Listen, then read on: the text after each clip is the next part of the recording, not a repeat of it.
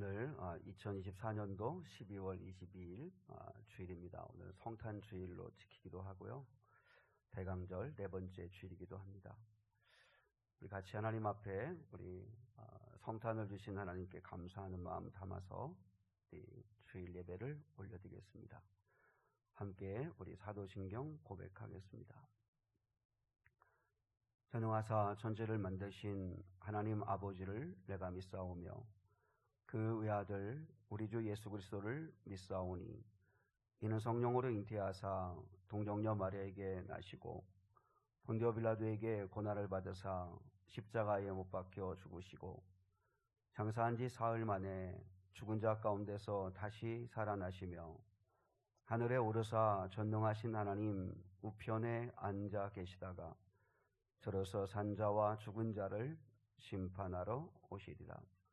성령을 믿사오며 거룩한 공예와 성도가 서로 교통하는 것과 죄를 사하여 주시는 것과 몸이 다히 사는 것과 영원히 사는 것을 믿사옵나이다. 아멘. 우리 성탄 찬양 함께 드리겠습니다. 천사들의 노래가 하늘에서 들리니 산과들이 기뻐서 메아리쳐 울린다. 함께 찬양하겠습니다.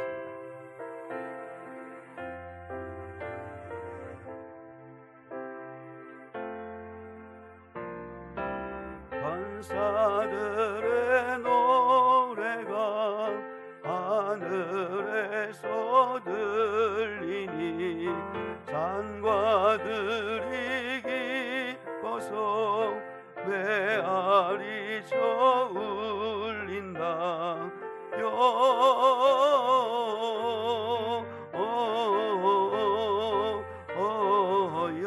영광을 높이 계신 주께 영광을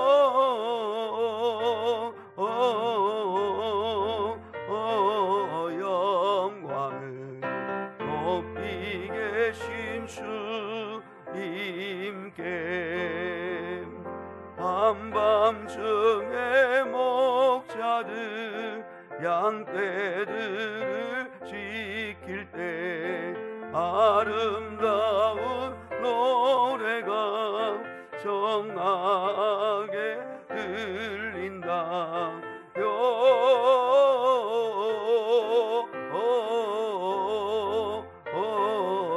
영광을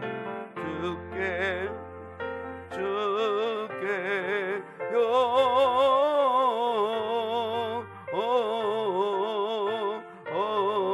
영광을 높이 계신 주님께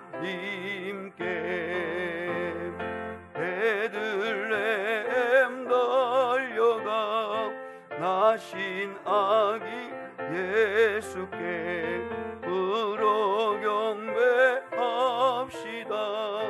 탄생하신 아기께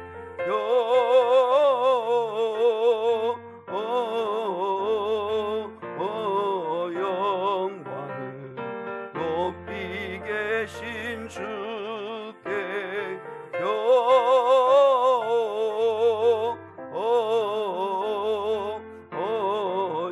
영광을 높이 계신 주님께.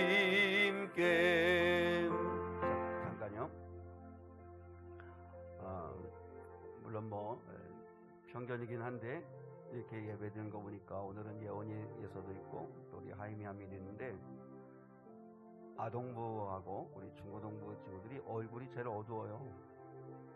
성탄절인데 공산절인데 여러분이 이왕 예배드리니까 입술을 벌려가지고 찬양도 하고 예배를 적극적으로 기쁜 마음으로 드렸으면 좋겠어요. 우두커니 이렇게 앉아있지 말고, 알았죠? 자, 우리 3절 4절 다시 베들레헴 달려가 나신 아기 예수께 정말 우리에게 성탄을 주신 하나님 앞에 감사하는 마음 담아서 같이 찬양하겠습니다. 베들레헴 달려가 나신 아기 예수께 부러 경배합시다. 탄생하신 아기께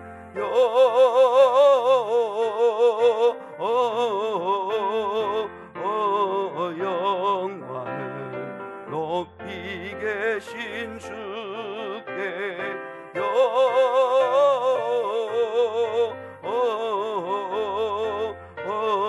영광을 높이 계신 주님께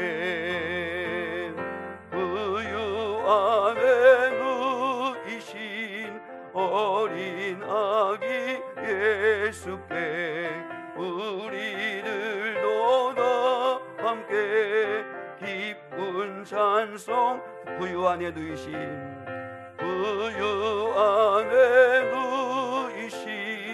어린 아기 예수께 우리들도 다 함께 기쁜 찬송 부르자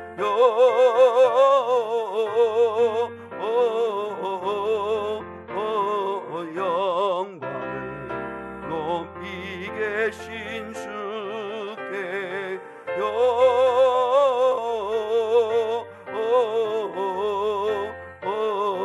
영광을 높이 계신 주님께.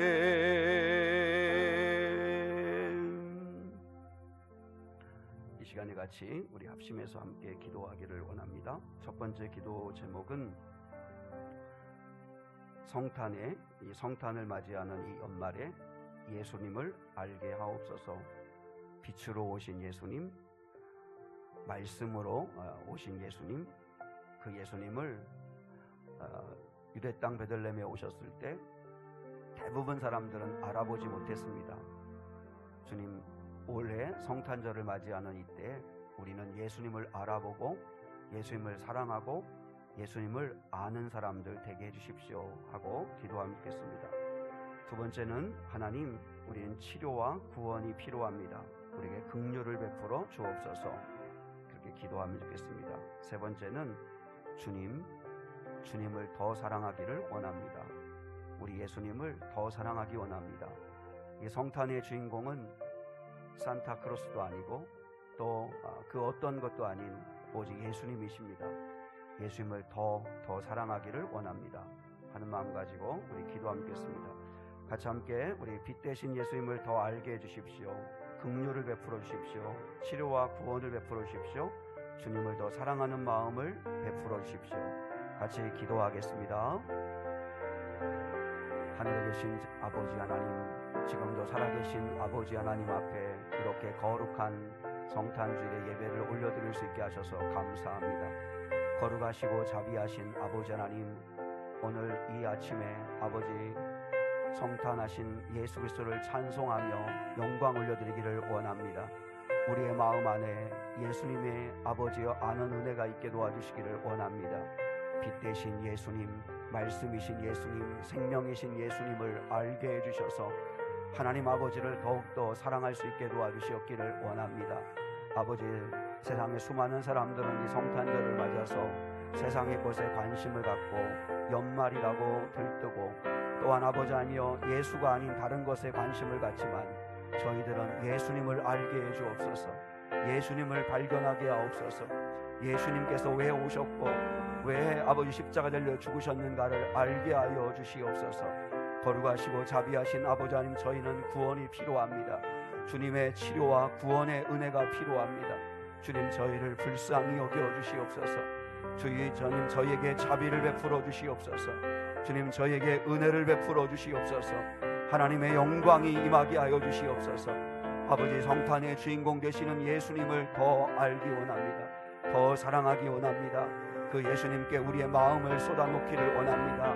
예수님의 도움을 받기를 원합니다. 예수님께 우리의 인생을 드리기를 원합니다. 하나님 아버지, 예수님을 더 알게 해주시고 예수님을 더 사랑할 수 있게 해주시고 예수님을 더 찬양할 수 있게 도와주시옵기를 원합니다. 거룩하신 아버지 하나님께서 이 시간 함께하여 주시옵소서.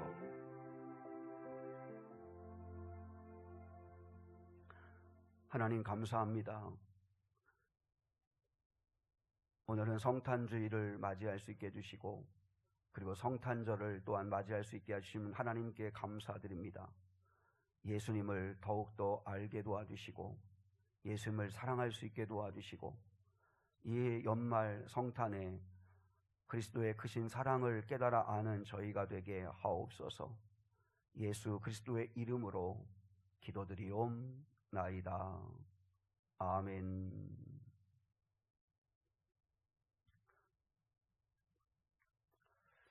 교회 소식을 함께 나누시겠습니다.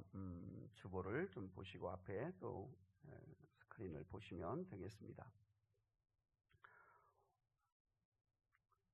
오늘은 성탄을 기다리는 대강절 4번째 주이면서 또 이제 성탄절이 수요일이기 때문에 그래서 성탄 주일로 지키기도 합니다. 우리 아동부 또 청소년 청년들을 위해서 성탄 선물을 준비했습니다. 오늘 가실 때 꼭 하나씩 받아 가시면 좋겠습니다. 대단한 건 아니지만 그래도 함께 또 선물을 나누면서 또 기쁨을 나누는 그런 시간이 되면 좋겠습니다. 이번 주 수요일 날이 성탄절입니다. 12월 25일 성탄절인데 이때 성탄절 감사 예배가 11시에 있습니다. 이번 주 수요일 11시에 성탄 감사 예배가 있습니다. 성탄 감사 헌금은 그 성탄절 예배 때 하시면 됩니다. 그리고 그때 그날 권사회에서 빵과 음료로 또 여러분 섬깁니다. 예전에는 점심 먹었던 기억이 있어서 제가 그렇게 오해를 착각을 했는데 이번에 권사회에서 또 이렇게 음료와 또 빵을 준비해서 대접합니다. 여러분 꼭 오셔서 가족과 함께 11시 예배에 오셔서 성탄 감사 예배 드리시고 그리고 성탄절 하루를 보내실 수 있으면 좋겠습니다. 그리고 2부 예배 후에 25년도 예산을 위한 공동의회로 잠깐 모이고요. 오늘은 목장별 성경 퀴즈 대회가 있습니다. 오후 2시에 있습니다. 점심 먹고 또 목장별로 잠깐 모여서 교제하고 그리고 오후 2시 전까지 이곳에 모이시면 됩니다. 그래서 함께 또 즐거운 교제하는 시간을 나눌 수 있으면 좋겠습니다. 그리고 이번 주간에 12월 24일 날 성탄 2부인데요. 사랑의 반찬 나눔 봉사가 또 있는 주간입니다. 기억하시고 또 기도해 주시면 좋겠고요. 그리고 이 연말에 또 이 성탄에 또 외롭게 보내는 분들에게 따뜻한 반찬 나눌 때 하나님의 은혜가 그들에게 함께 할 수 있는 그런 시간이 되면 좋겠습니다. 그리고 주말 성전 청소 그리고 점심 봉사 그리고 이제 다음 주부터는 다음 주일에 이제 송년 주일 2024년도 52주째 마지막 송년 주일 예배를 드릴 때 임명식을 합니다. 그 임명식이 끝나고 나면 이제 그때부터 이제 그 임명한 대로 이제 새롭게 시작되는데 그래서 다음 주일부터는 이제 남자 성도들도 설거지 봉사를 같이 할 수 있도록 그렇게 합니다. 그래서 다음 주에는 일목장에서 설거지 봉사 같이 하도록 그렇게 합니다. 그리고 이제 2024년도 올 한 해를 마무리하는 12월 31일 송구영신 예배는 밤 11시 30분에 이곳에서 있습니다. 그래서 함께 찬양하고 함께 애찬도 나누고 말씀도 나누고 그 송구영신 예배로 드립니다. 기억하시고 또 이때도 가족과 함께 오시면 됩니다. 그리고 이제 신년 감사주일로 이렇게 이어집니다. 여러분 기억하시고 예배 자리 여러분이 기쁨으로 잘 참여하시면 좋겠습니다. 우리 좌우 앞뒤분 같이 한번 이렇게 인사 같이 나누겠습니다. 이렇게 인사하겠습니다. 하나님이 주시는 기쁨과 평화가 충만하기를 바랍니다. 인사하겠습니다. 하나님 주시는 기쁨과 평화가 충만하기를 바랍니다. 네, 성탄의 은혜가 임하시기 바랍니다. 우리 한번 쉬운 인사하겠습니다. 메리 크리스마스 하겠습니다. 메리 크리스마스. 네, 즐거운 성탄 되십시오. 해피한 성탄 되시기를 주님의 이름으로 축복합니다. 이제 오늘 주시는 하나님 말씀 같이 나누겠습니다. 오늘 주신 하나님 말씀은 요한복음 1장 4절로 5절입니다. 요한복음 1장 4절로 5절 말씀입니다.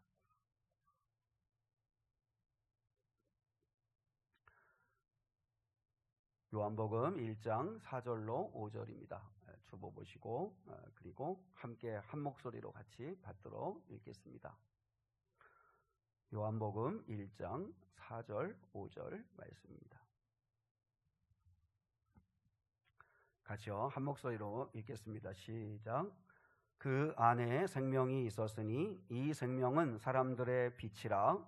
빛이 어둠에 비치되 어둠이 깨닫지 못하더라. 한 번 더 읽겠습니다. 시작. 그 안에 생명이 빛이 어둠에 비치되 어둠이 깨닫지 못하더라. 생명은 열매를 맺고 빛은 어둠을 이긴다 라고 하는 제목 가지고 함께 말씀 나누기를 원합니다. 예수를 믿으려면 이제 사도 요한이 요한복음을 기록한 목적을 20장 31절에서 이야기했습니다. 믿게 하기 위함이다. 예수님을 믿게 하기 위함이다. 그러면 예수님을 믿게 하려면 예수님이 누구신가를 소개해야 되죠. 예수님이 누구신가를 알려줘야 하잖아요. 그래서 지난 주일에는 예수님은 태초부터 계셨던 로고스, 말씀이셨다. 로고스라고 하는 건 헬라인들이 쉽게 이해할 수 있는 개념이었어요. 온 우주를 가득 채우고 있는 신적 능력, 신, 그게 로고스라고 이해를 했었는데, 그렇게 이제 헬라인들은 개념을 그렇게 정한 거죠. 근데 바로 사도 요한이 너희들이 알고 있는 온 우주를 가득 채우고 있는 어떤 신적인 기운과 능력, 그게 바로 예수님이시다. 말씀이 그 예수님이었다. 예수님이 그 로고스였고 그분이 또 인간의 몸을 입고 이 땅에 오신 거다. 이런 이야기를 했습니다. 그래서 우리 지난주에는 예수님이 시작이었고, 그리고 예수님 없이는 어떤 피조물도 하나도 된 것이 없다는 말씀에서 예수가 전부이시다 라고 하는 말씀을 나누었습니다. 그럼 오늘 본문에서는 사도 요한이 예수님을 소개하려고 할 때 예수님이 누구이신가 라고 하는 이 예수님의 정체를 밝히기 위해서 던지는 두 가지 화두가 있습니다. 뭐냐면 생명이라고 하는 것과 빛이라고 하는 것입니다. 그러니까 예수는 생명이시다. 그리고 예수는 빛이시다 라고 하는 두 가지의 화두를 우리에게 던집니다. 차례로 한번 살펴보려고 합니다. 여러분 한번 잘 듣고 같이 은혜를 나눴으면 좋겠어요. 먼저 예수님은, 요한이 선포하는 거예요. 예수님은 영원한 생명이시다. 영원한 생명이시다 라고 선포합니다. 4절 한번 다시 볼까요? 4절 같이 읽겠습니다. 시작. 그 안에 생명이 있었으니 이 생명은 사람들의 빛이라. 그 안에, 이제 예수 안에 생명이 있었다. 여기서 생명이라고 하는 말, 여러분이 꼭 기억해야 될 히브리어나 헬라어가 많긴 한데, 근데 여기서 생명이라고 하는 이 단어를 여러분이 기억하면 좋은데, 그러니까 헬라어로 생명이라고 하는 말이 두 가지가 있어요. 하나는 비오스라고 하는 게 있고, 하나는 조에라는 게 있어요. 비오스는 말 그대로 육신의 생명을 이야기해요. 생물학적 생명을 이야기해요. 그러니까 뭐 사람뿐만 아니라 뭐 식물도 그렇고 동물도 그렇고 태어나서 성장하고 자라다가 늙고 병들어 죽는 것, 이 과정을 겪는 생명을 비오스라고 하는 거예요. 비오스. 여러분이 비오스에서 영어 바이오가 온 거예요. 바이오 테크놀로지라고 하는 말 많이 들어봤죠. 바이오 테크놀로지가 결국은 인간을 연구해서 유전자를 연구하고 해서, 그래서 인간의 육신, 이게 육신의 생명을 더 연장하고 더 풍요롭게 잘 살게 하려고 연구하는 학문이 바이오 테크놀로지죠. 그래서 바이오라고 하는 거, 이게 비오스라고 하는 헬라어에서 온 말인데, 비오스는 인간의 육신을 위한 거, 이 육신의 생명, 생물학적 생명을 비오스라고 이야기해요. 근데 또 하나의 생명이 있어요. 오늘 본문에서 나오는 이 생명은 조에라고 하는 거예요. 조에는 생물학적인 생명과는 정반대인 영원한 생명이에요. 영원한 생명. 하나님이 주시는 생명을 이야기하는 거죠. 오늘 본문의 생명은 조에입니다. 조에. 여러분, 우리는 그냥 육신의 생명만 신경 쓰고 관심 갖고 살아가는데, 근데 하나님이 우리에게 정말 주시고 싶은 건 뭐냐면 영원한 생명을 주고 싶으시다는 거죠. 영원한 생명, 조회를 주고 싶어 하신다는 거예요. 자, 요한일서 5장 12절 한번 보겠습니다. 주보에 있는데 요한일서 5장 12절 같이 시작. 아들이 있는 자에게는 생명이 있고 하나님의 아들이 없는 자에게는 생명이 없느니라. 여러분 분명하죠. 여기서 생명은 조회입니다. 조회. 그러니까 예수님, 하나님의 아들이 예수님이시니까 예수님을 믿는 자에게는 생명이 있고 조회가 있고. 그러니까 여러분 사실 이 사실을 깨달아야 돼요. 우리가 교회 나오는 이유도 육신의 건강을 얻고 비오스가 더 비오스라고 하는 육신의 생명을 더 연장하려면 병원 가야죠. 병원 가서 우리가 치료받고 오히려 좋은 데 힐링하러 가고. 근데 교회 오는 이유는 뭐예요? 예수님을 갖고 예수님을 믿고 영원한 생명을 얻은 자임을 확인하려고 하는 거죠. 그래서 아들이 있는 자에게는 영원한 생명이 있고 아들이 없는 자, 하나님의 아들을 믿지 않는 사람은 영원한 생명이 없느니라 분명하게 말씀했죠. C.S. 루이스라고 하는 분이 이 비오스와 조회를 이렇게 설명을 했어요. 그러니까 비오스라고 하는 이제 인간은 이 비오스는 뭐냐면 아주 정교한 조각가가 정말 언뜻 보면 사람과 똑같은 흡사한 이 사람의 모양을 조각하는 거예요. 뭐 다비드상 같이 이렇게 정말 옛날에 그 위대한 그 조각가들 보면 흡사 사람과 똑같은 모습으로 그렇게 사람을 조각을 해요. 그러나 그거는 그냥 조각품이지 생명은 없잖아요. 그게 비오스라면 그 조각상, 사람과 똑같은 모양을 하고 있는 그 조각상이 예수님을 믿음으로 말미암아 예수의 생명을 가지면 살아있는 사람이 되는 것과도 같은 거다. 그러니까 생명이 없는 조각상이 예수님을 믿음으로 조회가 된다는 건 살아 움직이는 사람이 되는 것과는 비교도 안 되는 놀라운 기적과 같은 일이다. 그렇게 이야기했어요. 여러분, 이 세상에는 두 종류의 사람들이 있어요. 한 종류는 비오스만을 위해서 사는 사람들, 또 한 종류는 조회를 위해서 살아가는 사람들이 있다라고 하는 거예요. 비오스만을 위해 살아가는 사람들이 있죠. 옛날부터 지금까지 사람들의 최대 관심사는 뭐죠? 최대 관심사는 무엇을 먹을까, 무엇을 마실까, 무엇을 입을까. 먹고 사는 문제죠. 먹고 사는 문제. 요즘은 특히 루키즘의 시대라고 그러죠. 루키즘, 외모 지상주의, 외모 차별주의라고 번역하는 건데 외모에 절대적 가치를 부여하는 시대입니다. 그래서 외모에 의해서 사람들의 우열이 결정되고 그리고 인생의 성패가 좌우된다고 하는 시대가 오늘날의 시대입니다. 여러분, 흉악범인데 잘생기고 예쁘면 팬클럽이 생겨요. 그러니까 외모 지상주의의 시대를 살아가고 있어요.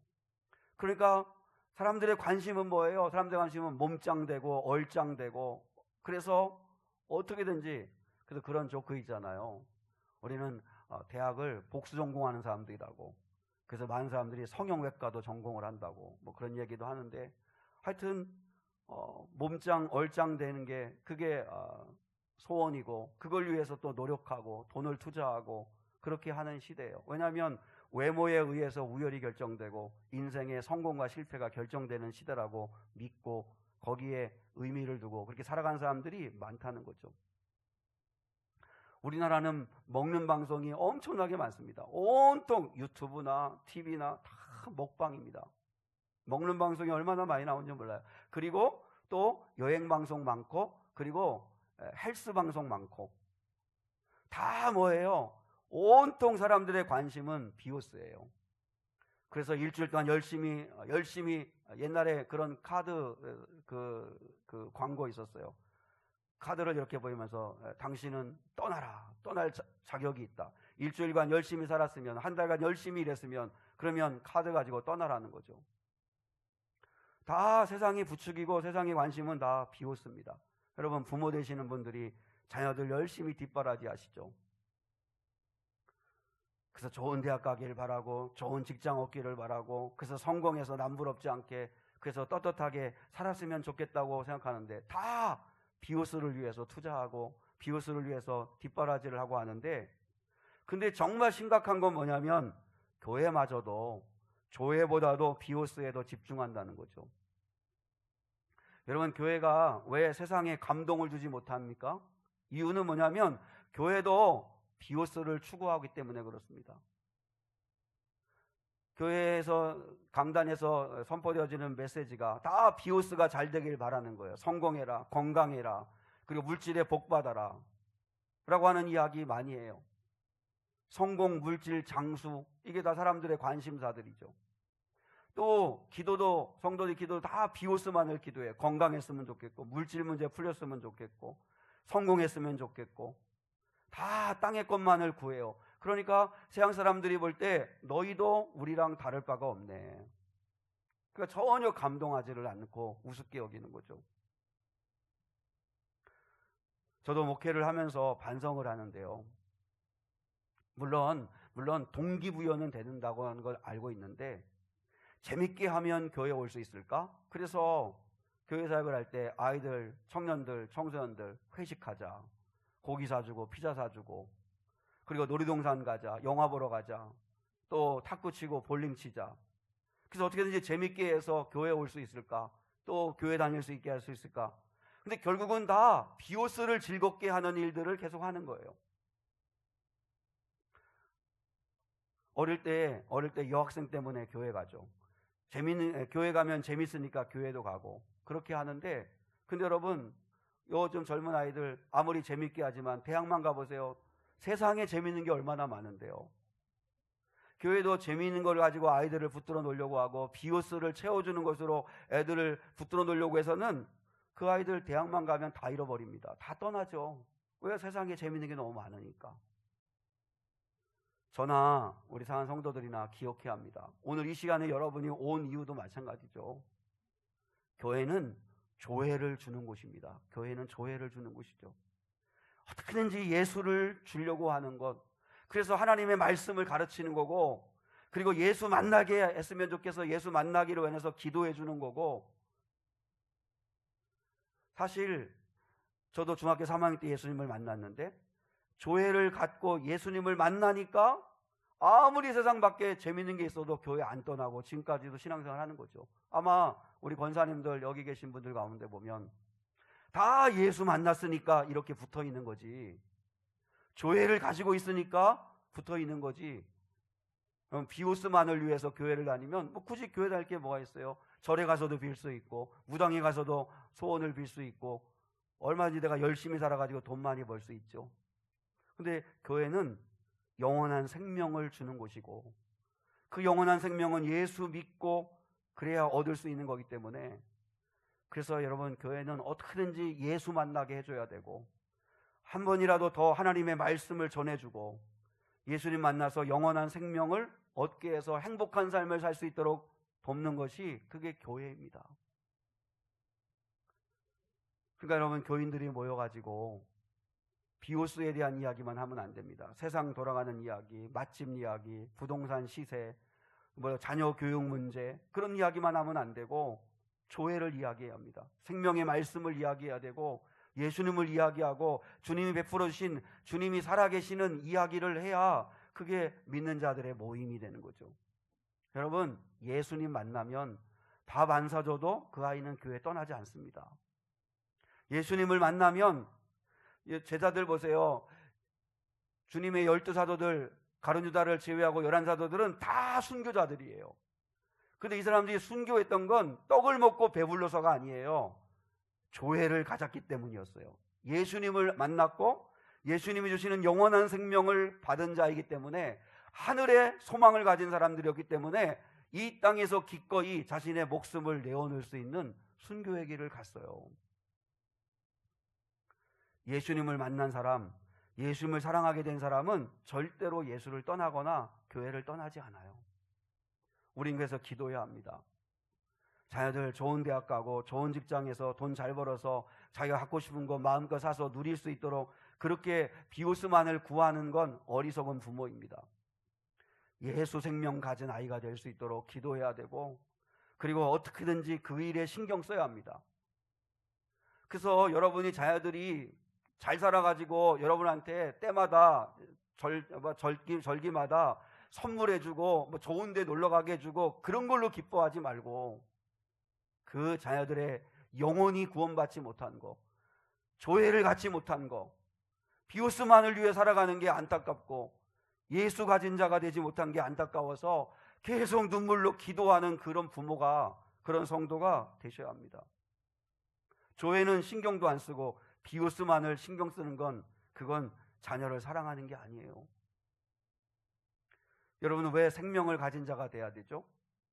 생명을 가진 사람이 반드시 열매를 맺기 때문에 그렇습니다.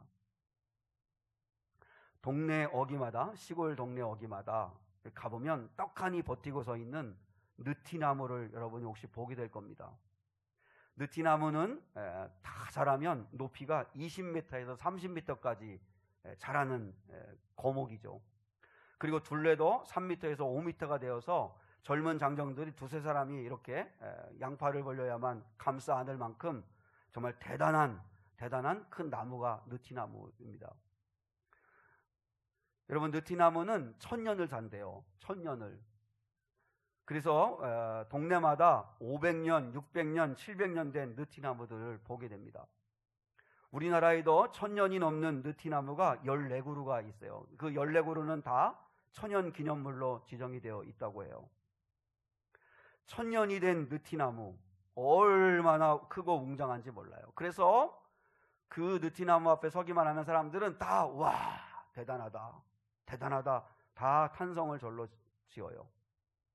근데요, 그 1000년을 사는 느티나무는 1000년을 사는 동안 단 한 번도 남을 위해서 열매를 맺어본 적이 없는 나무입니다. 그 느티나무는 그저 자기 몸집만 살찌우는 나무입니다. 그래서 대단하고 멋진 나무인데 1000년을 살 정도로 오래 사는데, 근데 열매는 한 번도 맺지 않는 나무라는 거죠. 반면에 유실수 있잖아요. 유실수, 과실수라고 하는 거. 유실수는 지금 이제 열매를 가을에 다 맺었고 이제 잎사리가 다 떨어져 가지고, 그래서 여러분 한번 들로 나가서 가끔 봐요. 아니면 주택가에 뒷뜰에 심겨져 있는 감나무 한번 봐요. 진짜 깡마르고 그리고 뒤틀려 가지고 못생겼어요. 사과나무, 감나무, 대추나무, 보은에 가면은 대추나무 많은데 지금 대추나무 한번 보은에 여러분 속리산 놀러 갈 때라든지 지나갈 때 한번 봐요. 포도나무, 배나무 진짜 못생기고 초라해요. 그럼에도 불구하고 그 나무들은 앞에 정말 절로 고개가 숙여지는 이유가 뭔지 알아요?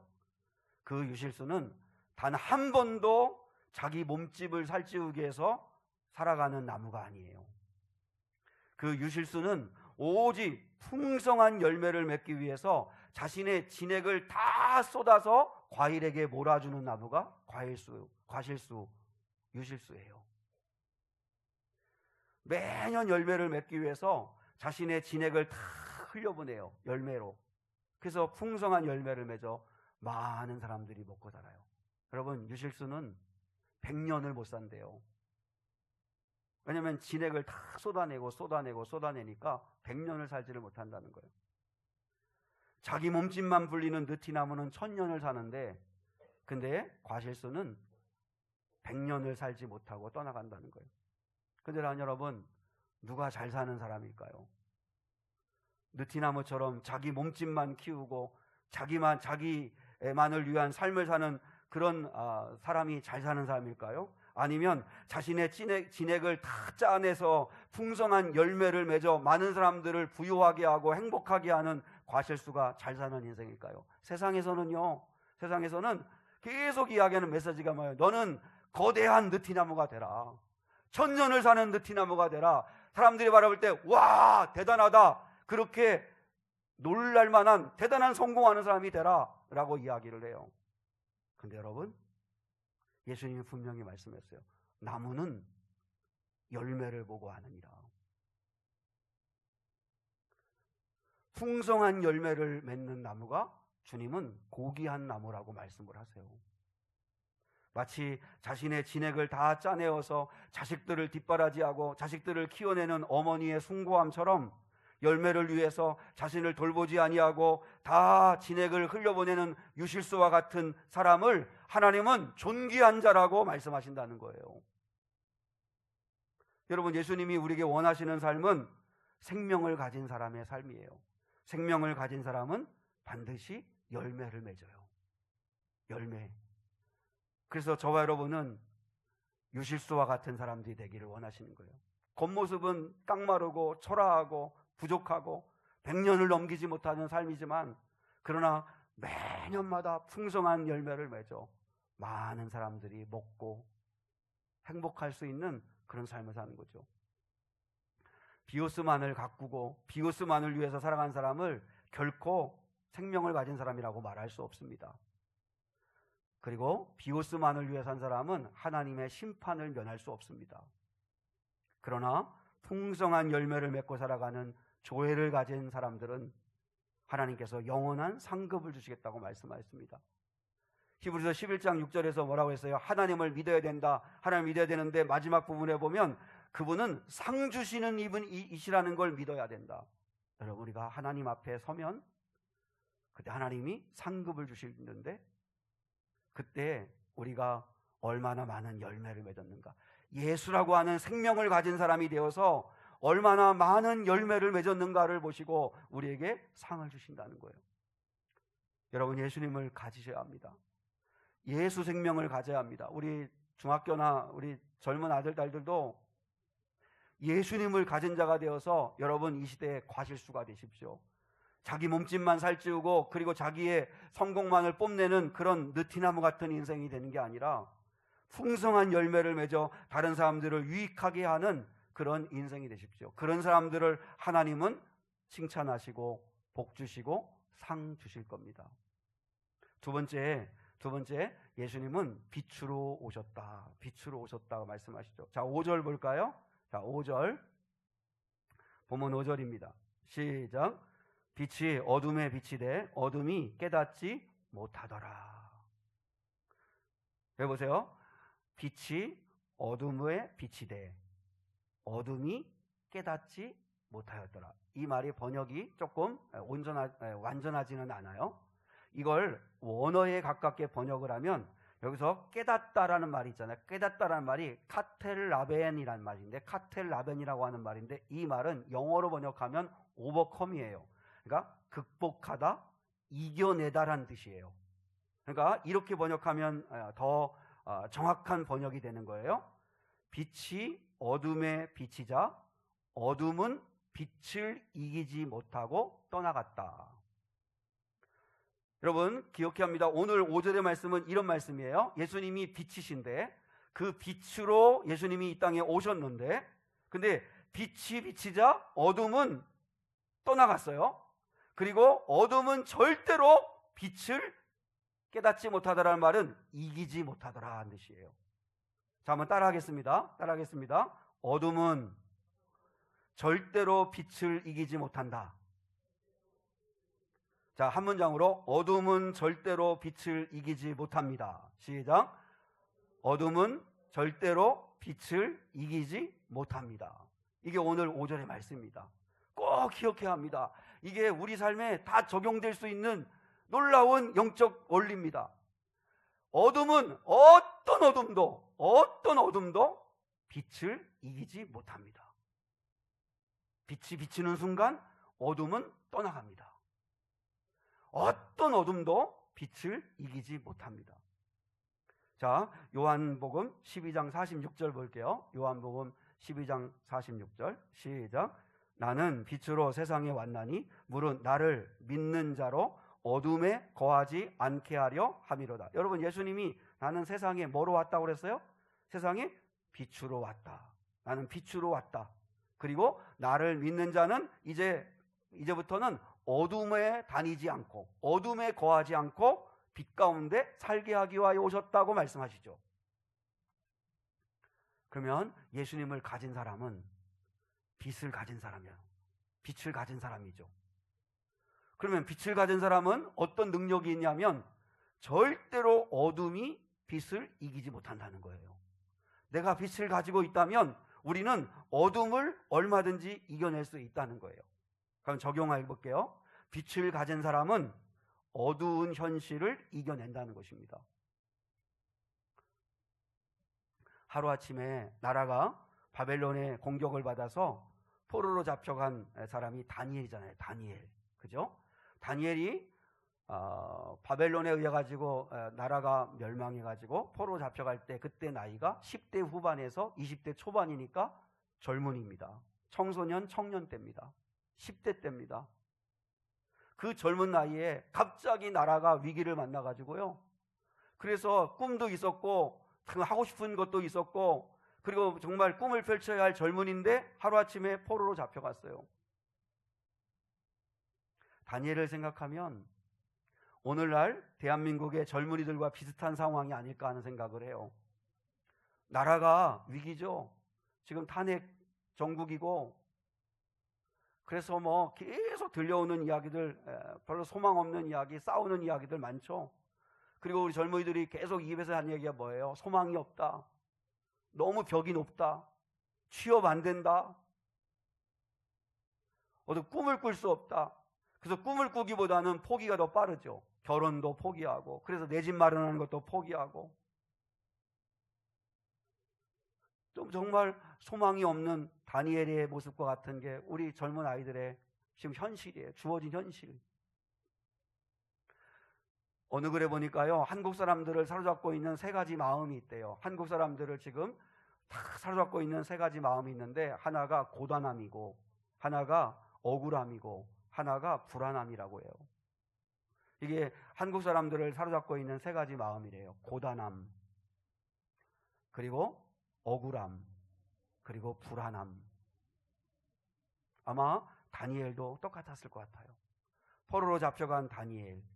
나라가 망해서 포로로 잡혀갔어요. 갑자기 10대 젊은이가 낯선 곳에 잡혀갔어요. 억울함, 또 불안함, 그리고 고단함이 그 안에 있었을 거예요. 근데 사랑 여러분, 절 봐요. 벌 봐봐요. 여러분도 우리 작년 성도도 마찬가지지만 여러분도 다니엘처럼 한번 해봐요. 그럼 현실이 어떤 어두운 현실이라 할지라도 하나님을 가지고 있는 사람, 빛을 가지고 있는 사람, 말씀을 가지고 있는 사람은 얼마든지 어두운 현실을 이겨낼 수 있어요. 왜요? 어둠은 빛을 절대로 이기지 못해요. 여러분, 다니엘이 한 게 뭐예요? 첫 번째 뜻을 정했잖아요. 자, 다니엘서 1장 8절로 9절 보겠습니다. 자, 다니엘 1장 8절로 9절 시작.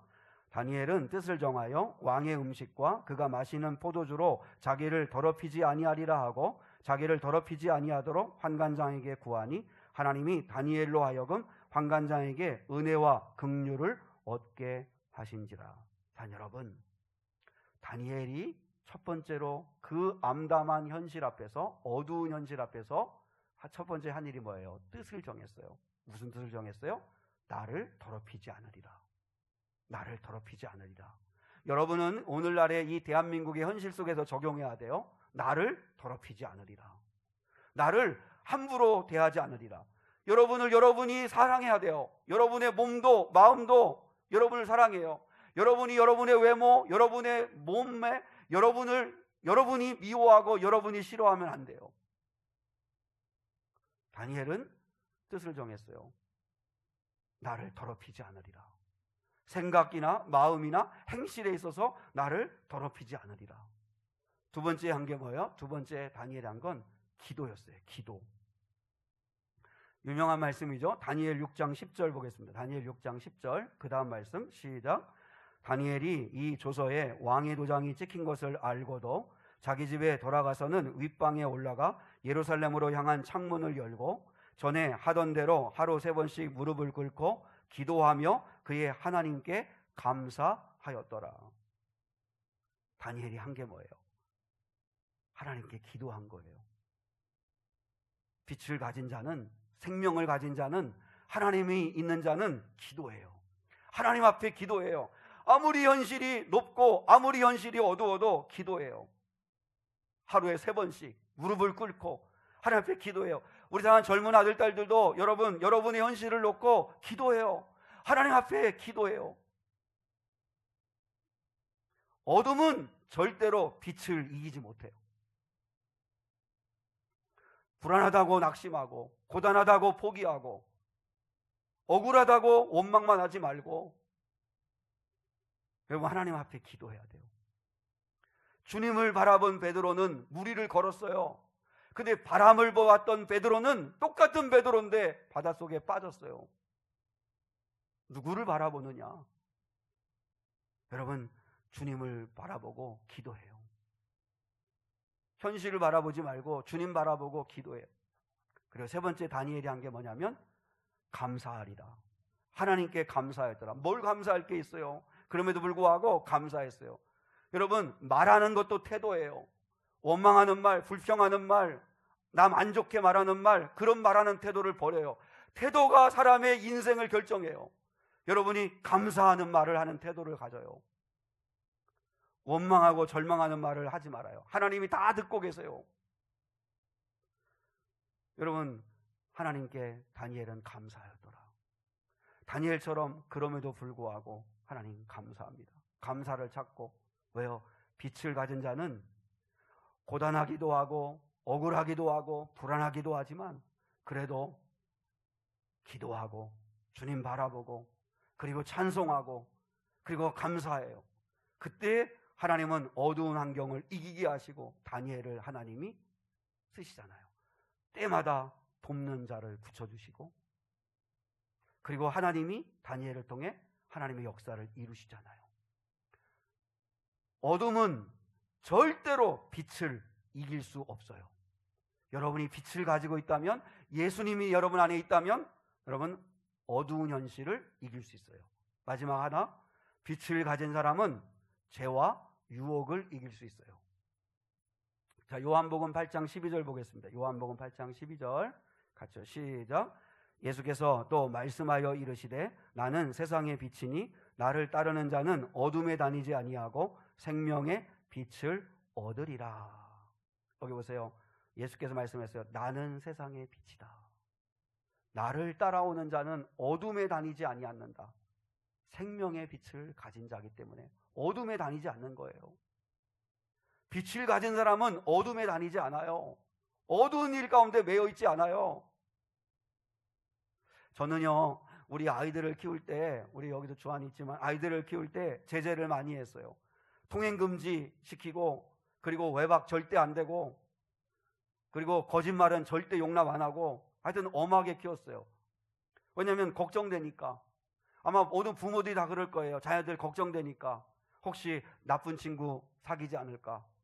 혹시 이 아이들이 세상의 유혹에 빠지지 않을까? 중독에 빠지지 않을까? 성적인 욕망에 실수하지 않을까? 또 요즘 같은 때는 그래요. 신천지에 빠지지 않을까? 걱정이 왜 나쁘겠어요? 걱정이 너무 많아요. 근데 여러분, 제가 놓친 게 하나 있어요. 여러분도 놓치면 안 되는 게 하나 있어요. 아이들이 어둠에 빠질까봐 그렇게 걱정하고, 그래서 잔소리하고 통제하고 염려는 그렇게 잘하면서 빛 대신 예수님을 그들 마음 안에 심어주는 일에는 관심을 갖지 않았다는 거예요. 여러분, 이 아이들이, 저는 주한이나 우리 영준이 있지만 이 아이들을 결코 걱정하지 않는 건 이 아이들 안에 빛이 있다고 믿기 때문에, 빛을 가지고 있으면 어둠이 이기지 못해요. 어둠은 절대로 빛을 이기지 못해요. 근데 이 아이들에게 빛이 없는데 우리는 어둠 가운데 가지 말라고 통제만 하고 걱정만 할 줄 알았지 빛을 주려고 애를 쓰지 않았다는 거예요. 이 아이들이 빛을 가지면 어둠을 이깁니다. 죄와 유혹을 이깁니다. 그러니까 우리가 여러분 기도할 제목은 뭐냐면, 빛 대신 예수님, 생명 대신 예수님 만날 수 있게 해주세요. 만날 수 있게 해주세요. 그렇게 기도해야 합니다. 아이들의 마음 안에 예수님이 있다면 어둠을 반드시 이길 텐데, 어둠에 가까이 가지 말라고 잔소리만 하고 걱정만 하고 짜증만 냈지 이 아이들에게 빛을 심어주는 일을 하지 못했구나 하는 생각을 할 때가 있습니다. 여러분, 빛을 가진 아이가 되면 어둠의 권세를 이깁니다. 귀신의 권세를 이깁니다. 우울함을 이깁니다. 여러분이 우리 아이들이나 여러분 성도들이 빛을 가지고 있다면 그러면 유혹을 이깁니다. 불안함을 이길 수 있고 두려움을 이길 수 있습니다. 하나님의 사람들 보세요. 특히 요셉이나 또 다윗을 보세요. 유혹이 얼마나 많았어요. 그러나 생명을 가진 사람이었고 빛을 가진 사람들이었고 말씀을 가진 사람들이니까 결국은 유혹을 이기잖아요. 죄를 이기잖아요. 우리도 그렇게 할 수 있습니다. 여러분, 오늘 요한은 예수님은 생명이시다. 비오스가 아니라 조의 영원한 생명이시다. 비오스만을 위해서 거대한 느티나무가 되려고만 몸부림치지 말고 생명을 가진 자답게 풍성한 열매를 맺어 남들을 유익하게 하고 하나님을 영화롭게 하는 인생을 살아라. 그리고 빛이다. 예수님은 빛으로 오셨어요. 이 어두운 세상에 빛으로 오셨어요. 그 빛을, 예수님을 내 안에 갖기만 하면 우리는 반드시 어둠을 이깁니다. 그러니까 우리가 기도해야 합니다. 자녀들을 위해 기도하고 우리 교회 젊은 아들을 위해 기도하고 또 성도들 위해 기도할 때마다 하나님, 예수님을 가진 자, 빛을 가진 자가 되게 해주십시오. 그래서 그 어둠의 권세들을 능히 이기고 승리하는 거룩한 아이들이 될 수 있도록, 거룩한 성도들 될 수 있도록 하나님 은혜를 베풀어 주십시오 하고 기도할 수 있는 저와 여러분이 될 수 있기를 축복합니다. 생명을 가진 자, 빛을 가진 자들은 절대로 어떤 어둠도 이길 수 없다는 사실을 믿으시고 빛을 가진 자들이 되기를 주님의 이름으로 축복합니다. 우리 찬송하겠습니다. 우리 오늘 찬송은 이 찬송의 작곡자는 그 디트리 보네퍼라고 하는 분입니다. 그러니까 이분이 독일이 나치 정권 하에서 정말 말할 수 없는 학정과 폭력 앞에서 많은 사람들이 죽어갈 때 미국에서 교수 자리를 청빙받고 성공할 수 있는 좋은 자리에 있었지만 다 내려놓고 독일에 가가지고 사람들을 깨우면서, 그리고 30대에 순교한 보네퍼라고 하는 목사님이 감옥 안에서 쓴 글입니다.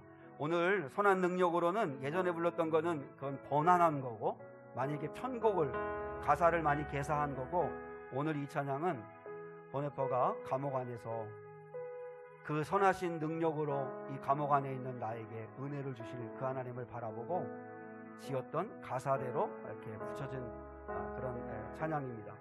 선한 능력으로 그 선한 힘에 고요히 감싸여 그 놀라운 평화를 누리며 나 그대들과 함께 걸어가네, 나 그대들과 한 해를 여네. 우리 한번 가사 생각하면서 우리 성탄의 빛이신 주님, 생명이신 주님 가진 자가 될 수 있게 달라고 그렇게 기도하는 마음으로 찬양하겠습니다.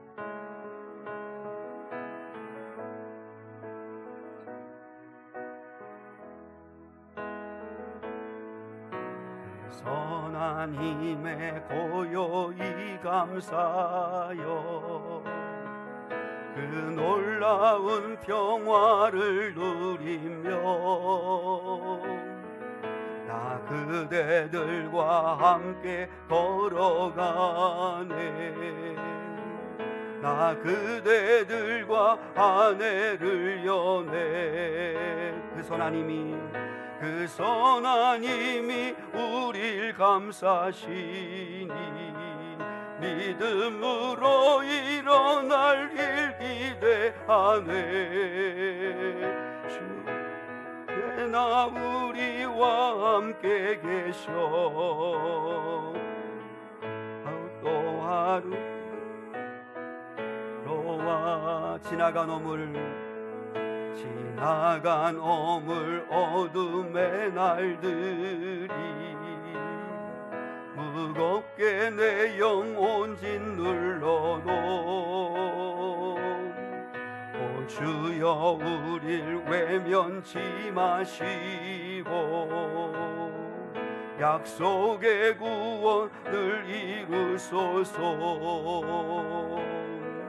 그 선한 힘이 우릴 감싸시니 믿음으로 일어날 일 기대하네.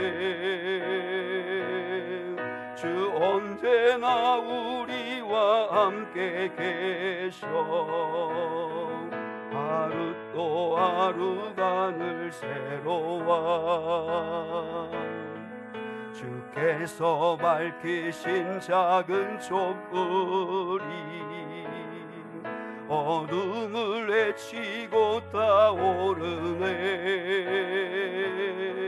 그 빛에 우리 모두 하나 되어 온 누리에 비추게 하소서. 아멘. 그 선한 힘이 우릴 감싸시니 믿음으로 일어날 일 기대하네. 주 언제나 우리와 함께 계셔. 하루 또 하루가 늘 새로워. 이 고요함이 깊이 번져갈 때 저 가슴 벅찬 노래 들리네. 다시 하나가 되게 이끄소서. 당신의 빛이 빛나는 이 밤 그 선한 힘이 우릴 감싸시니 믿음으로 일어날 일 기대하네. 주 언제나 우리와 함께 계셔. 하루 또 하루가 늘 새로워. 그 선한 힘이 우리를 감싸시니 그 선한 힘이 우리를 감싸시니 믿음으로 일어날 일 기대하네. 주 언제나 우리와 함께 계셔. 하루 또 하루가 늘 새로워.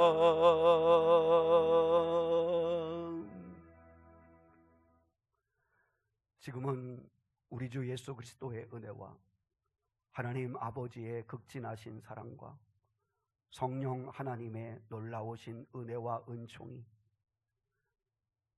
생명을 가진 자는 열매를 맺고 빛을 가진 자는 절대로 어둠에 패하지 않는 승리의 삶을 산다는 사실을 믿고 그렇게 살아가기 원하는 사랑하는 성도들, 예배자들 위에 이제로부터 영원까지 함께 하시기를 간절히 축원하옵나이다. 아멘.